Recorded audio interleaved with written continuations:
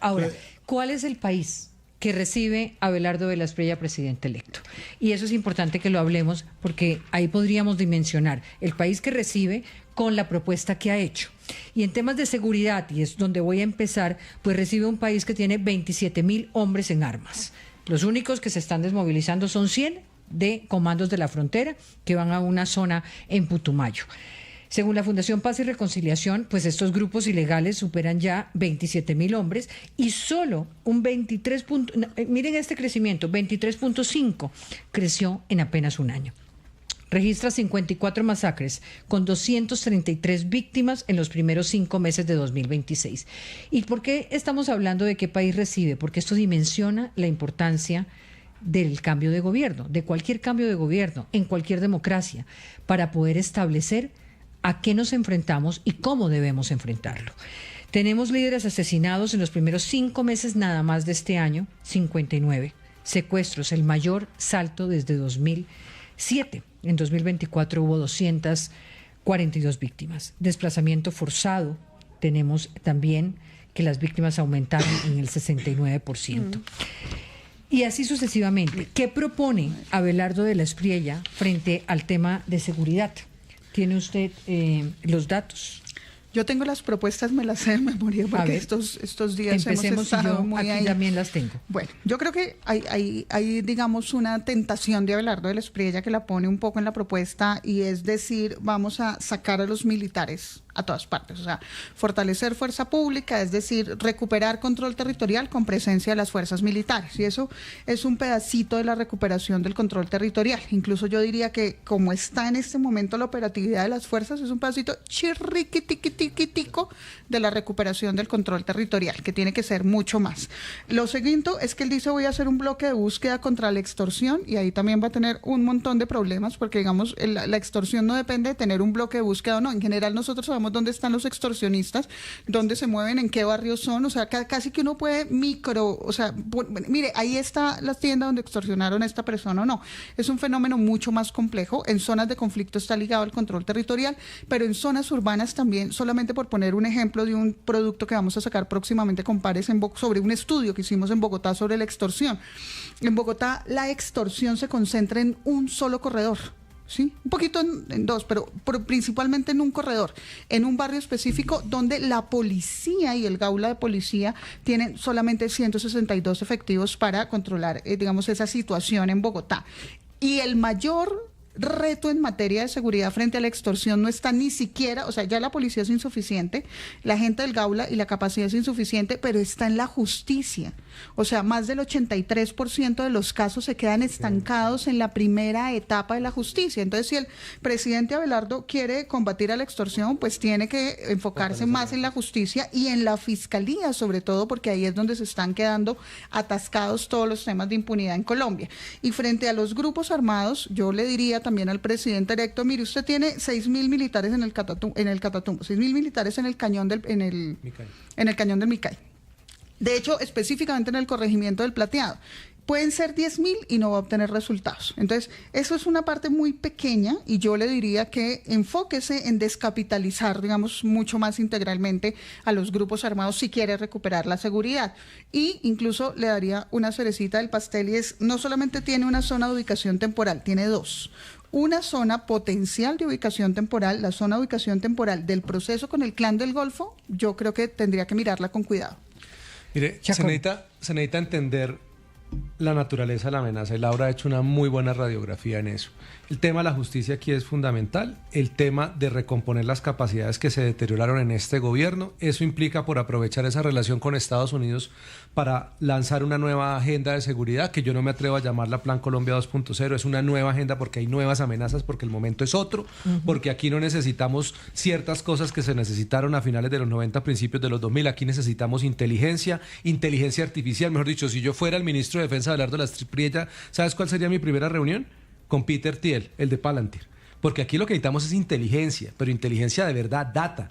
mapear, dar golpes en materia de lavado de activos, en precursores químicos. ¿Cómo es que nosotros no estamos aquí haciendo el mapeo donde provienen los precursores químicos con los que se produce cocaína que viene de Brasil? Todos vienen de China, pero entran por Ecuador, Brasil y Venezuela. El tema de la minería ilegal. Es decir, esto necesita un liderazgo y una visión 360. Y una cosa importante que Laura no mencionó, pero estoy seguro está de acuerdo conmigo. Aquí toca trabajar. El próximo ministro de Defensa tiene que tener la sensibilidad y capacidad de trabajar con los liderazgos locales, porque los grupos criminales han capturado, han cooptado por las armas a muchos líderes sociales, a muchos líderes presidentes de juntas de acción comunal, y esa gente necesita una respuesta tan pronto llegue el nuevo gobierno a esos territorios. No puede llegar únicamente con fuerza pública, porque eso va a ser insuficiente.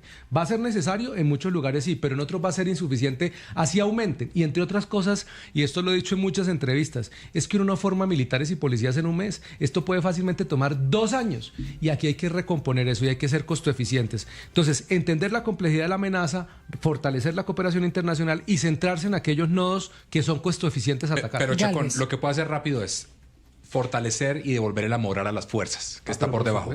Lo segundo es, Colombia perdió la superioridad aérea en el conflicto. Hoy por drones están atacando poblaciones civiles que no pasaba antes, y no tenemos helicópteros, entre otros por la falta de cooperación con los gringos. Hay que decir, por el problema de los rusos. Y lo tercero y lo otro es, hay que volver a trabajar con los alcaldes. Ciudades como Bogotá y Barranquilla y Cali tienen la criminalidad altísima, hurto agravado, entre otras porque los alcaldes llevan reclamando que los escuche el gobierno nacional y no los escucha. Sea esta la oportunidad para el presidente Abelardo de que ese juego entre los alcaldes y la presidencia cambie para bien de la seguridad de Colombia. Muy bien, voy a Chía, porque hay protestas frente al conjunto residencial donde vive el presidente Gustavo Petro. Diana, centenares de personas ya comienzan a celebrar la victoria de Abelardo de la Espriella en municipios de Cundinamarca, muy cerca a Bogotá. A esta hora se reporta, como usted lo dice, una gran manifestación en la vía Cajicá-Chía. Muchos están celebrando frente al conjunto Santa Ana en Chía, donde el presidente Gustavo Petro pues tiene su casa, su residencia. Muchas personas salieron con banderas, en carros, con camisas de Colombia, a celebrar pues este resultado de las elecciones presidenciales. Es importante mencionar que hay trancón en ambos sentidos de la vía Chía-Cajicá en el sector conocido como Tres Esquinas. Muy bien, Thierry Weiss, en Barranquilla. Hablemos un poquito de lo que representa el triunfo de Abelardo de la Espriella en lo que tiene que ver con el empresariado y con lo regional. Quería tocar, gracias Diana por la pregunta, quería tocar ese tema. Cuando estábamos hablando de los orígenes de los candidatos y de si era el primer presidente costeño en mucho tiempo, yo creo que sí lo es, pero lo es de una manera curiosa. Primero, como ya dijimos, nace en Bogotá, pero se cría en Córdoba culturalmente. Obviamente es una persona que se expresa y es una persona culturalmente del Caribe, pero sin embargo lo asociamos mucho con Barranquilla porque acá tiene su oficina y porque ha vivido acá recientemente. Yo lo describiría de una manera distinta. Yo creo que es una persona, voy a inventarme una palabra, pero es pancaribeño, ¿no?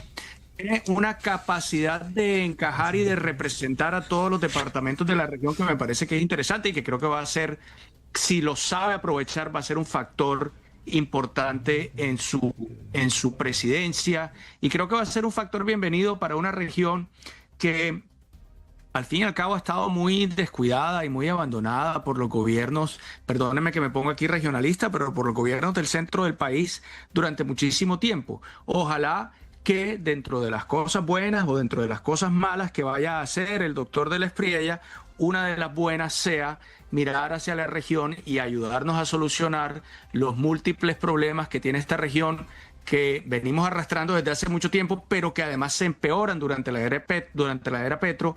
Y voy a mencionar 2 especialmente. Uno, que es la seguridad.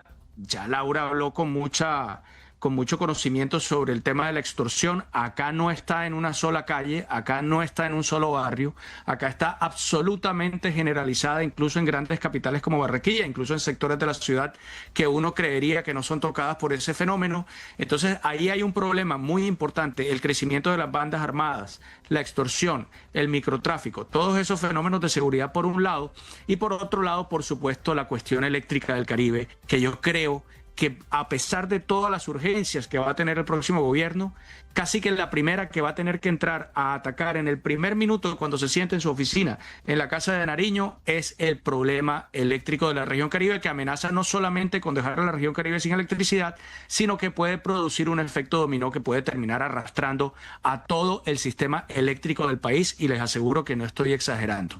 En cuanto al empresarial, pues vamos a ver, él ha sido como candidato una persona que ha manejado un discurso muy pro business, ¿no? Pro empresa. Eso creo que va a ser bienvenido por el sector empresarial, pero se tiene que materializar, se tiene que traducir en probablemente la que será su primera reforma tributaria, en unas medidas que en efecto contrarresten un poco la cantidad de agresiones, lo tengo que decir de esa manera, que el empresariado colombiano sintió por parte del gobierno de Gustavo Petro.